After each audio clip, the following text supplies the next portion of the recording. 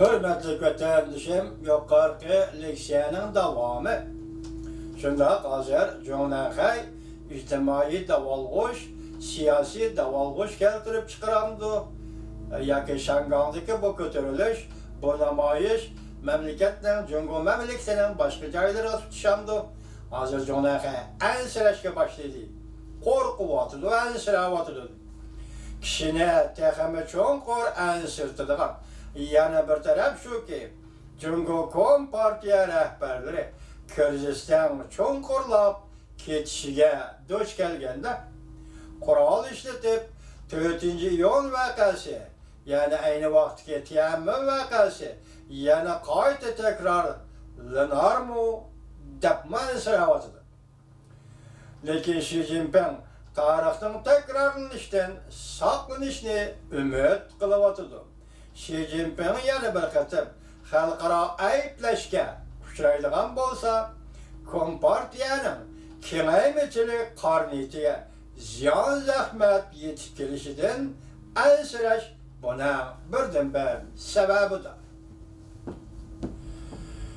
Shangan krizisini oddiy hal qilish çare yok. Shangan Edebiyat Üniversitesi Profesörü Willi Lam mındak dedi. Shangan halkının iradesi Xi Jinping hükümeti bilen karşılaşıvatıdır. Beijing üçün aytqanda bu qatimqi krizisni onda oңayla hal qiladigan bir çare yok. Shangan krizisini onda oңayla hal qiladigan bir çare yok. Shangan Demokratlar Partisi növbetde bayanat e'lon qilib mundaq ko'rsatdi. Ma'muriyat boshlig'i Lin Jingyuning 6 ayning 12 kuni o'q chiqarib namoyishchilarni bostirganligini ayblaymiz. Bugun Shangan hukumatining tarixning bugün Shangan hukumatining tarixning la'nat tövrikiga mixlangan bir kunidir. Bugün, yani şu gün, o'q chiqargan kun Shangan hukumatining tarixning la'nat tövrikiga mixlangan bir kunidir. Tahlilchilar mundaq ko'rsatdi. Shangan'da narazılık yana bir vaqaga aylanib ketsa, qarab turinglar, Xi Jinping bundan keyin qanday taqabul qildi? Demek narazılık muayyen chek yetkanda bir xil tartibda kelavermaydi. Onun davomı, taraqqiyoti va avji bo'ladi, jarayoni bo'ladi. Shangandagi namoyish agar yana bir xil shaklga aylanib ketsa, o chaqda Xi Jinping buna qanday taqabul qildi? Shangan işleri mutaxassisi Tang Hao növbette maqal yazıp Shangan'ın içki işlerini aşkarlap ve bazı kişiler Shangan to'qinishini qasddan keskinleştirip qo'lliq bostirishni keltirib chiqarib pistirma qo'yib Xi Jinpingni taxtdan tushirmoqchi bo'lyapti. Bu Jungo'da eqib yurgan bir gap bog'liqi yeng mo'lin deydi. Suiqasd nazariyasi. Bir ay iş o'tirg'i chiqsa da zaten onun keyinde adam bor.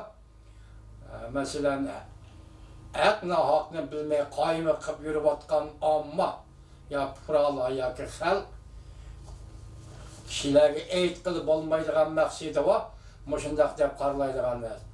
Bu yerda hozir negizlikli bir masala, sen nima desang da vaginki yenmo'li suiqasd bilan planlangan maqsadga yetmoqchi bo'lyapti. Nima desang o tamam sening ixtiyoringda. Lekin gap shuki, bu qatim bu 22 yil jarayonida Shangan xalqi Jungo Kompartiyasining kim ekanligini tanib oldi efendim. Shundaqmi? Jungo Kompartiyasining siyosatining nima ekanligini tanib oldi efendim. Shunga Shangan xalqi endi bugun erkinlik talab qilyapti. Barliq sababdan sabab mana shu yani. Tövende tahlil qilamiz. Ondan bir nazir endi deydigan gap, yana shu Shangan'da bo'layotgan voqealarni tuniginki Govin so'ziga qaraganda uni qora qo'lba dep hükümet taraftan şundak diyen okşaydı Şangang'da. Bu karakol degen kimi kendisi Govingo'ya kartılgan dektörlü. Şundan anladım.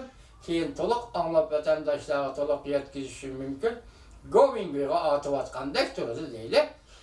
Meyli kim bolsun şu neme buluşudan kat'in nazar. Fakat bu katım Şangang'da kötürülgen namayişinin negizi birlige. İşte boğum. Erkillik. Maşarası kötürülgen namayişli vatandaşlar. Tövende alırız kalımız, endesiyle birlikte.